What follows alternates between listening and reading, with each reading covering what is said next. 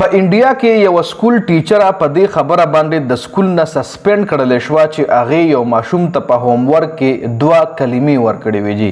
د انډیا عوام چې کوم دی هغه به تاسو اورېدلی وي چې هغه د مسلمانانو سخت خلاف دی او دا وخت په انډیا کې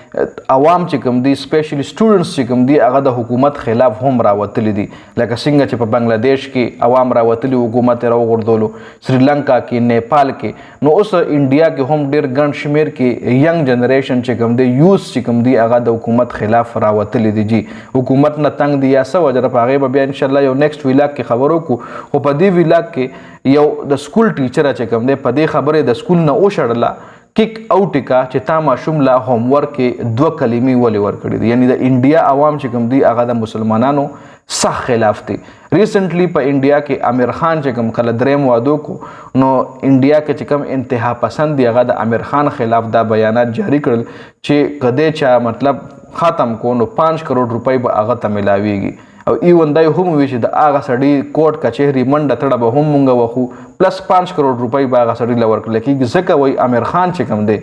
د هندوی جنکو سره واده کوي او هغه مسلمانای او بیا مسلمان نسل زیاتوي لکه دا د هغې سوچ تاسو ګورئ چې لکه دومره وړوکې سوچ دومره ګټیا سوچ دغه خلک لري. نو چې ور سکول ټیچر په دې وجه باندې د سکول نه چوټي کړی ده چې تا ماشوم ته کلمې کجای چرې ورله د هغې هغه گیتا وغیره د هغې چې کوم هغه مطلب د هغې چې کوم مذهبي کلمې وغیره دي که چرې ورکړی نو بیا ډزنټ میټر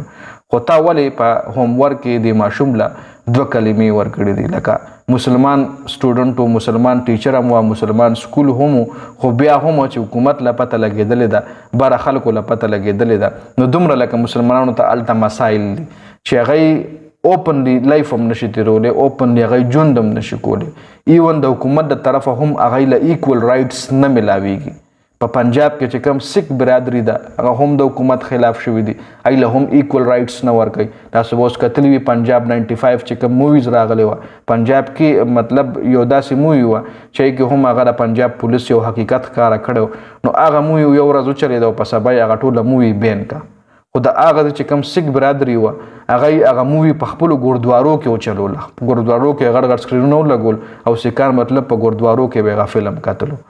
لکه هغه اواز چې کوم دی هغه مطلب میوټ نه کړلی شو. نو انډیا کې حالات دا وخت انتهایی خراب دي پکې دی الله مسلمانانو سر ته خیر کې پکې دی الله مسلمانانو ته خیر کې ځکه په انډیا کې ډېر غټ غټ علما کرام موجود دي. جی په انډیا کې مسلمانان علما کرام ډېر زیات ډېر کثیر تعداد کې او ایون مدرسې هم په انډیا کې ډېر زیات دي او ایون د انډیا چې کم تبلیغي حضرات دي ای هم دنیا کې مشهور دي. جی دنیا کې ای ټورز هم لګي. خیر دا یو اپډیټ سو در سره مې شریک کول د ویډیو کتلو زیاته مننه ویډیو مخکې ملګرو له ورسوئ.